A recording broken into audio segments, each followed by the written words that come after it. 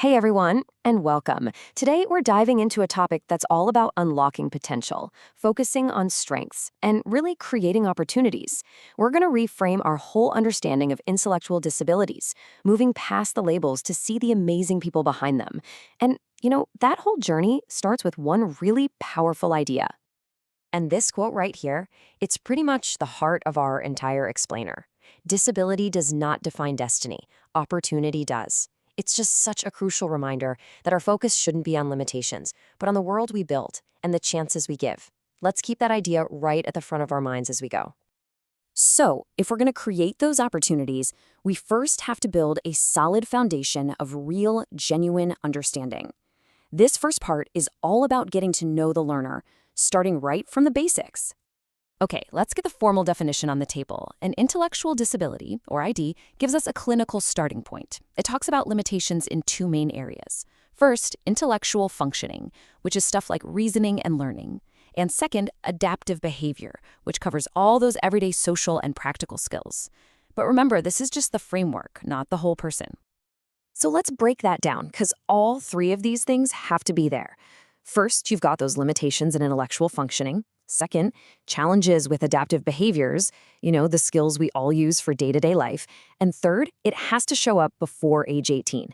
That last one's really key. It's what separates an intellectual disability from something that might happen later in life, from, say, an injury. But a definition that only tells you so much, right? Let's talk about the actual person. Now, everyone is different, of course, but we do see some common threads. Cognitively, learning just clicks when it's hands-on and concrete. Socially, there's a really deep desire for friendship and connection, just like anybody else. And this is the big one. With the right support and practice, independence isn't just a wish, it's a totally achievable goal. Okay, so we've got that foundation. Now, how do we actually translate that into great education? This next section, this is our blueprint. These are the keys to unlocking all that potential right inside the classroom. The best learning is always tailored learning. Since abstract ideas can be tricky, making instruction really concrete and visual is just huge.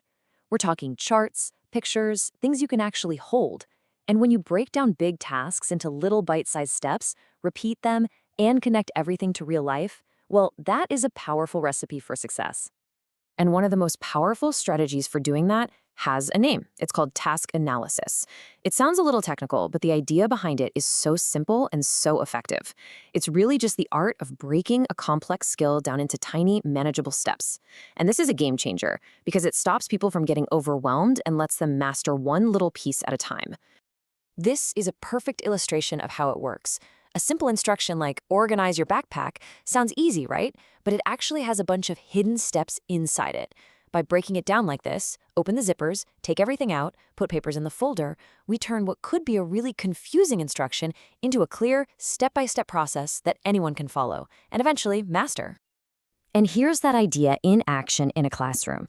Instead of just learning math from a boring worksheet, a student learns it by doing something real, or, realish, like managing money in a classroom store. They're learning addition and subtraction, but in a way that actually means something. This is where learning really, really sticks. And of course, we absolutely cannot forget the power of technology. Assistive tech isn't just a bunch of gadgets. It's a bridge. Communication apps can literally give a voice to someone who has trouble speaking. A visual schedule on a tablet can take away the anxiety of not knowing what's coming next. Every one of these tools is all about building independence and letting people participate. Now, all these strategies and tools are crucial, but they really only work their magic in the right environment. So let's zoom out a little and talk about the classroom and the community, because where learning happens is every bit as important as how it happens. So why is inclusion such a big deal? Well, because it creates a culture where everyone belongs. It's where students with and without disabilities learn from one another, build real friendships, and see their own self-worth grow. And here's the thing, all the research shows it's not just good for students with disabilities, it makes the educational experience better for everybody in the room. But making inclusion a reality, that takes real intentional work. Things like peer tutoring programs, where students help each other out, are incredibly powerful. Simple visual supports, like having the daily schedule up on the wall, can help the whole class feel more secure. It's all about being flexible and giving every single student multiple ways to learn and succeed. All right, now here's a huge shift in thinking that can change absolutely everything. When we see a student getting frustrated or acting out, it is so easy to just label that bad behavior. But what if we saw it differently? What if we saw it as communication?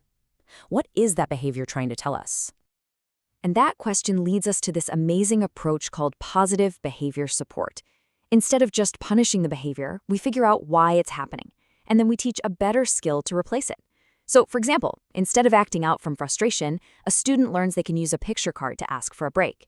We're not just stopping a behavior, we're empowering them with a new way to communicate their needs. Education is the foundation, for sure, but it's also a bridge to the future.